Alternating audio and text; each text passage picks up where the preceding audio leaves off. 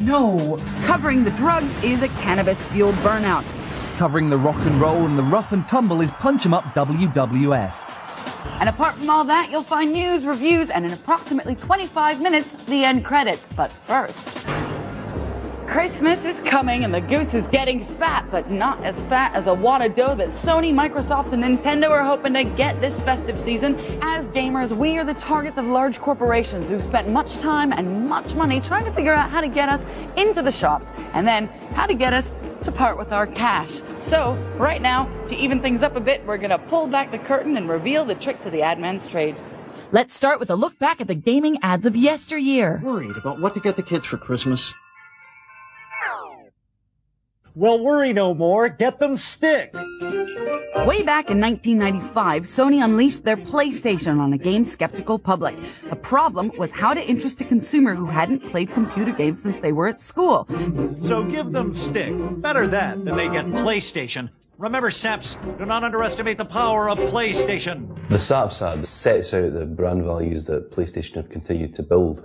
So PlayStation set up as a subversive thing to have. Stickity, stickity, stick. In 1997, the Shapes campaign hit our screens. It was brilliant in its simplicity. All the complexities of the PlayStation brand were distilled into, well, some shapes.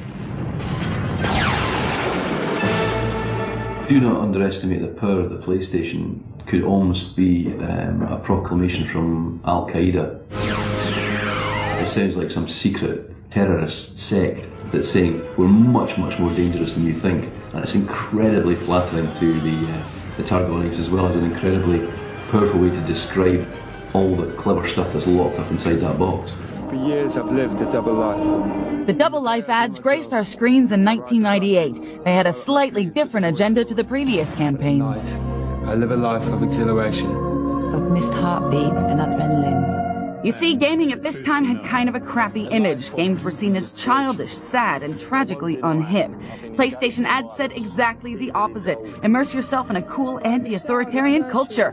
If you're passionate about gaming, and you don't want to appear like some kind of nerd or geek, to make you feel part of some secret society or a glamorous, dangerous subversive with loads of power, is a great appeal. Conquered worlds. That's the bit everyone remembers. But that's Christmas past. Now we have the powerful PlayStation 2 and the uber advanced Game Boy Advance. These super slick machines come with equally slick ads.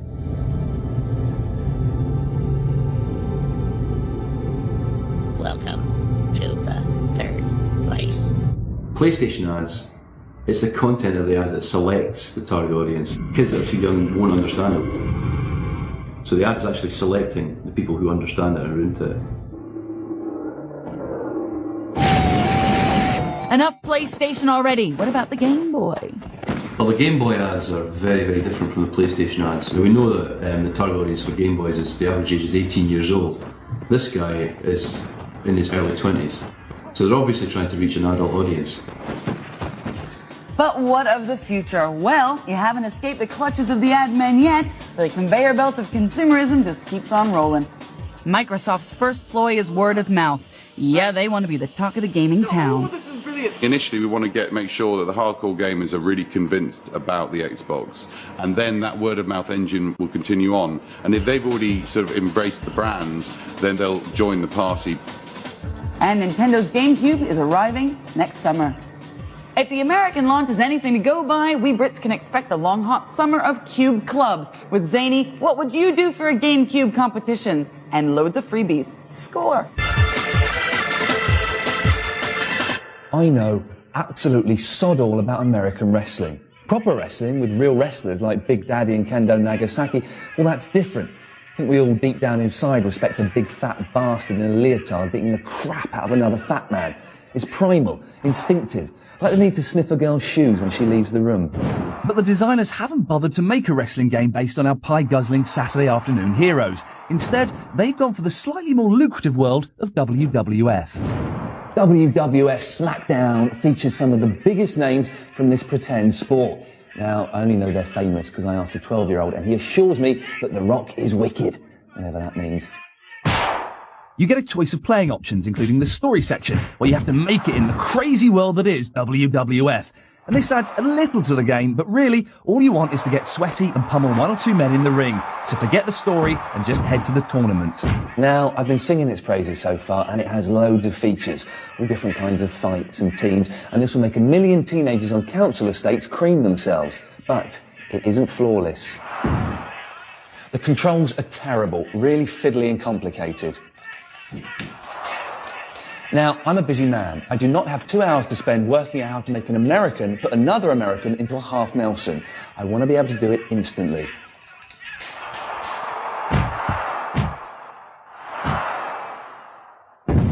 That's it, grab his arm, twist him round, kick him in the back like a big girl! But to be honest, this game hasn't really been designed for me. It's been made for those mysterious fans of WWF, the ones who are genuinely surprised that this is not an Olympic sport. And to be honest, I think they'll love this. God bless them. Smack him around the face, the tart! Welcome to the Thumb Bandits News Desk, where we bring you news from the global gaming village. Here's the Village Idiot. I'm fully armed, but my Pokeballs ready to go. In full effect, I got Pikachu. Jesse and James, prepare for double trouble. We'll take a bow to the notorious couple. They're called 50-Point Grind, and the track is Gotta Catch 'Em All. New metal American thrash meets crap Japanese animation in a healthy example of how not to reach your target audience. Anyone over 9 who does not see through this is probably in the band.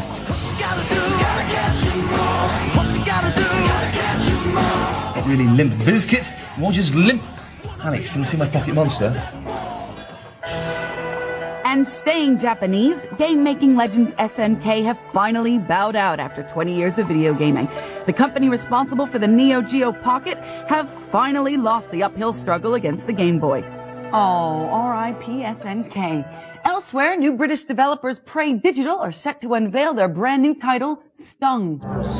The premise of the game is a tongue-in-cheek take on the Half-Life plot, with a war raging between modified insects with micro-machine-style obstacles, including kettles and flypaper traps. It looks like it's gonna be a real hauler. Now, in the run-up to Christmas, Burnout publishers Acclaim are blatantly courting controversy with their stance on drug driving. Yes, research they claim to have carried out indicates that playing their game whilst stoned improves your performance. Acclaim say that being moderately high can improve your lap times, race tactics, and racing line, but they are warning everyone that taking a hit within the game will slow you down. All avid viewers will know that 3 empty seats and 3 expectant screens means it's kangaroo court, judge and jury time. This week's gun-toting gamers are Paul, Scott and Rowan. This week we're looking at the best new shoot-'em-up, facing the Firing Squad or Time Crisis 2, Headhunter and Ghost Recon. Out for the Dreamcast in November, Headhunter.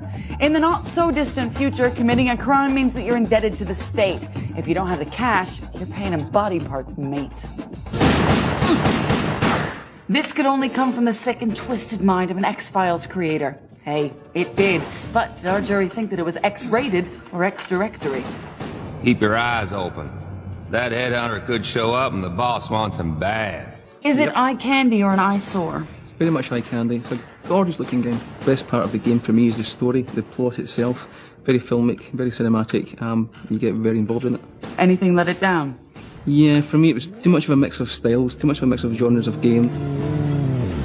It compares to Metal Gear Solid. It has aspects of Driver, even things like Silent Hill and Tomb Raider in there as well. But then it's disturbed by the fact that you're changing your style straight away almost.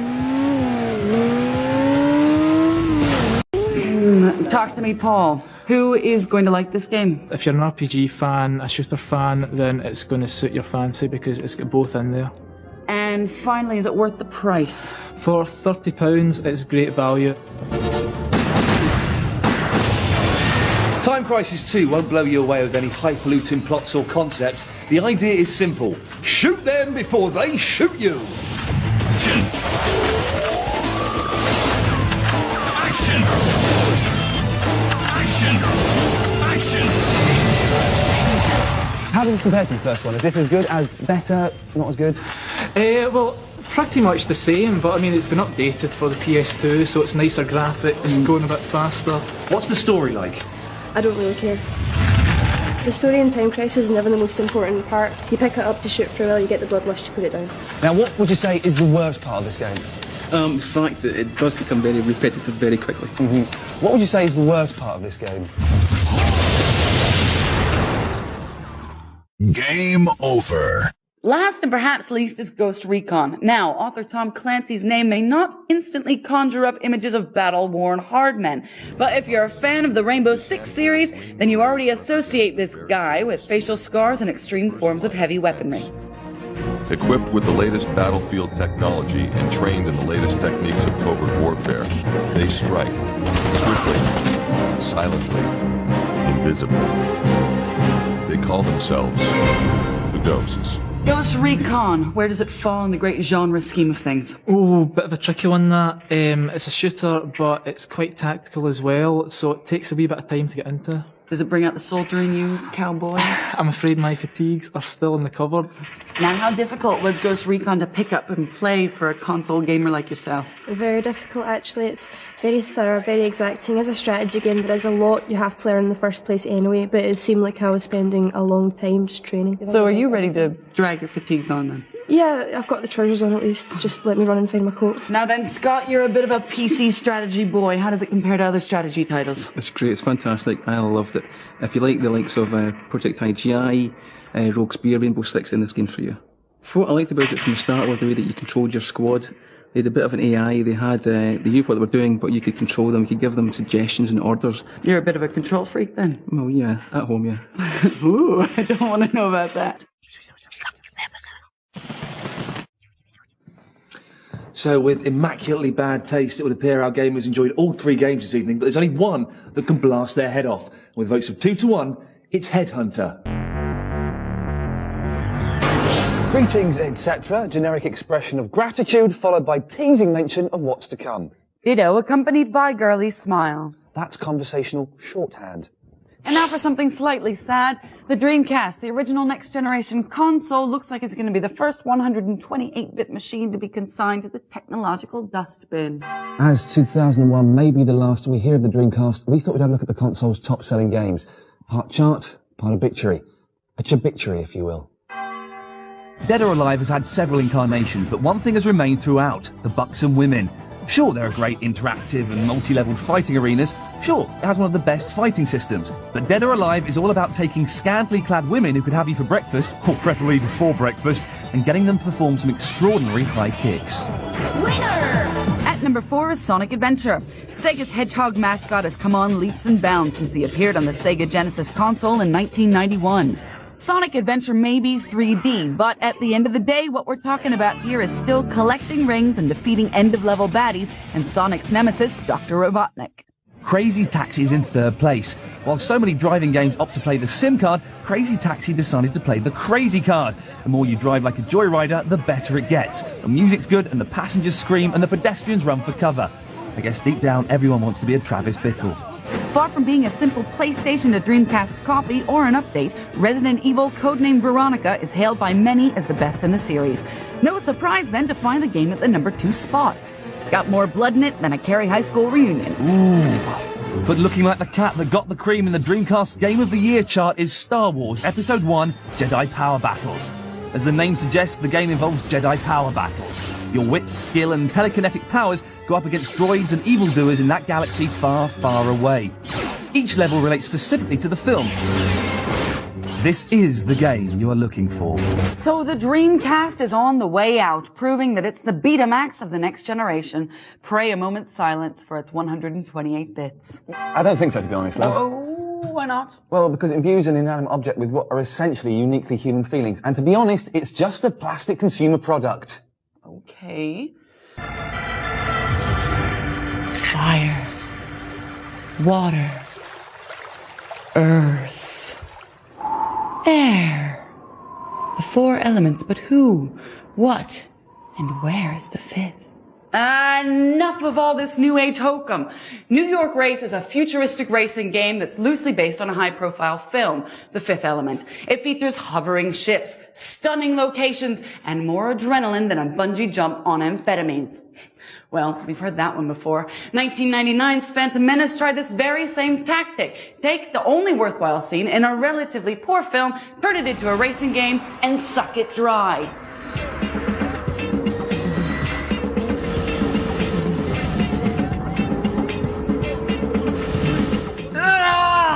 Firstly, it's too bloody hard. This isn't pick up and play, this is pick up and get a degree in thumb bending.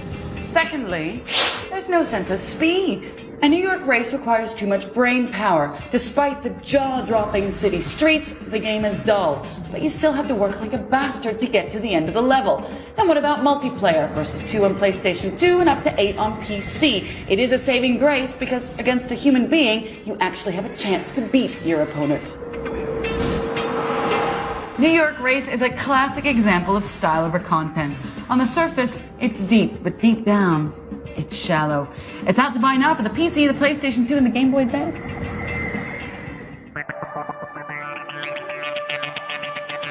Looking forward to next April with more glee than the Taxman. It's time for Sneaky Peek. Hey man, hang 10, get gnarly with your goofy foot and cut sick as you check out the awesomeness of everything that's Trans World Surf for the Xbox, dude. Yeah, shut up and speak English. What Alex is trying to say is that Microsoft's Plastic Breeze block will be releasing an extreme sports series in autumn of 2002. Transworld Surf features a Test Your Karma feature as you ride on the crest of a wave and interact with obstacles like other surfers, photographers, bodyboarders and dolphins. If your karma meter reaches the levels of a McDonald's employee, you better watch out because it triggers shark attacks. Transworld Surf will be rip curling and toe curling its way onto an Xbox near you in September 2002. One of the most important games for the Xbox launch is Shrek. Now, there haven't been very many characters throughout history whose farts have been used as deadly weapons. But then again, there haven't been very many ogres who were born and bred in festering putrid swamps.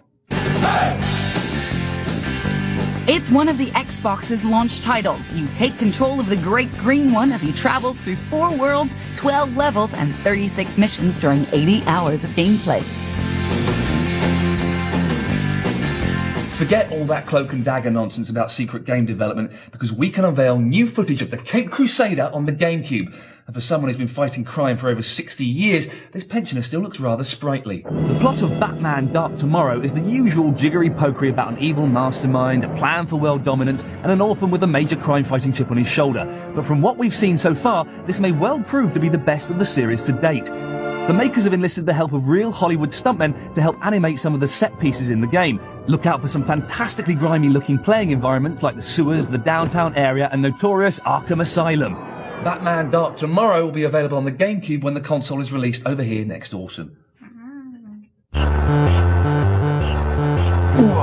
Ah, well, it's getting on for Oh, nearly... yes, it is. What have we got next week? I don't know. Ah, well, I do, you see. We've got James Bond, Jack and Daxter, Worms, and more on the Xbox. And don't forget our competition on the website at www.channel4.com/thumbbandits.